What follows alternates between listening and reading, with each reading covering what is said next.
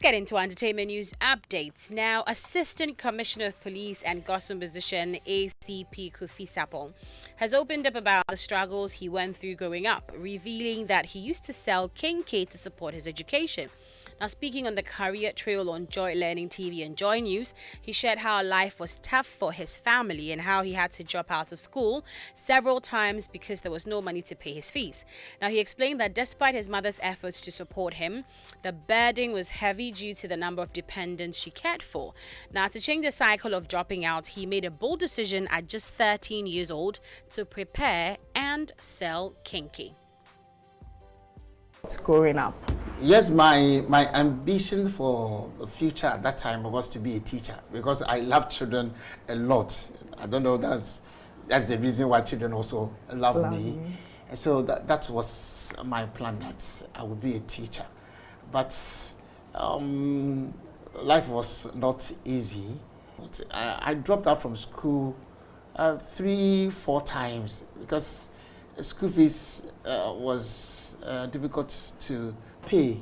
So one time I sat down and talked to myself that if you want to be a teacher, then you have to go to school. Yeah. So I decided to at least help myself. So I started preparing kinky. You prepared kinky at age? There's no kinky that I don't know how it's prepared. Gakomi, Fanti One, Asichile Dokono. Up to secondary school Form 5, I used to prepare kinky because I needed to help myself. So sometimes I would be selling at lorry parks and stations. We'll meet some of my mates and decide to hide behind cars and all that. But they will make sure they had seen me that I'm the son. But that did not weigh me down. I continued because I had an aim. So here.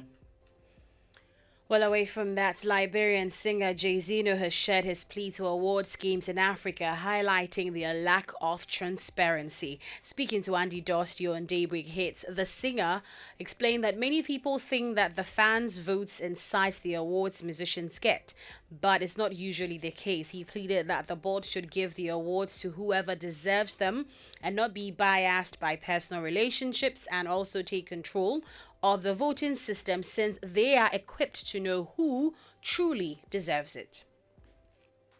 It's just transparency. And another thing, right? Here is it. They made it look like the fans were the ones that voted. No, the board is there. It's like you have kids that are, schooling, you're taking care of them and everything.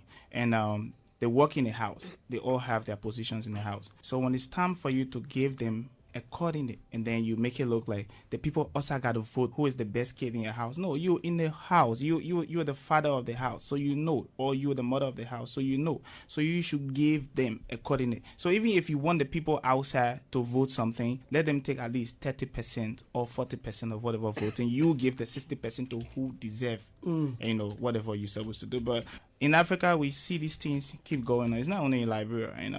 Sometimes people sell awards. Sometimes people do things based on cycles. Sometimes who know who and da-da-da. So, man, I think they should just give to who deserves.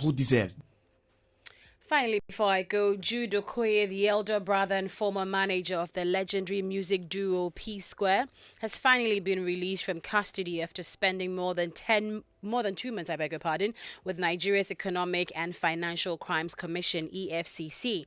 Now, the news was met with a wave of celebration, especially from his younger brother, Paul Okoye, Rude Boy, who took to Instagram to mark the occasion. Now, Rude Boy wrote, "Jude is finally out after 2 months plus. All their efforts to frustrate his bail have finally collapsed. Welcome home, brother, and happy birthday." Now, Jude's release comes after weeks of legal back and forth following his arraignment by the EFCC on serious money laundering charges involving $1 million, 1.38 billion naira, and 34,537.59 euros.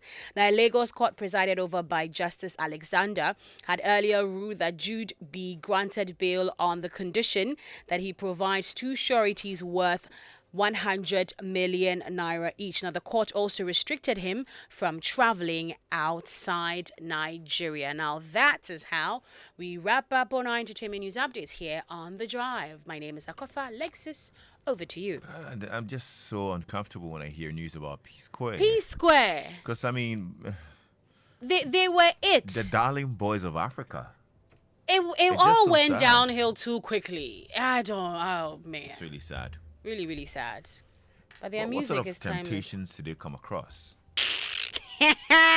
You're so bad.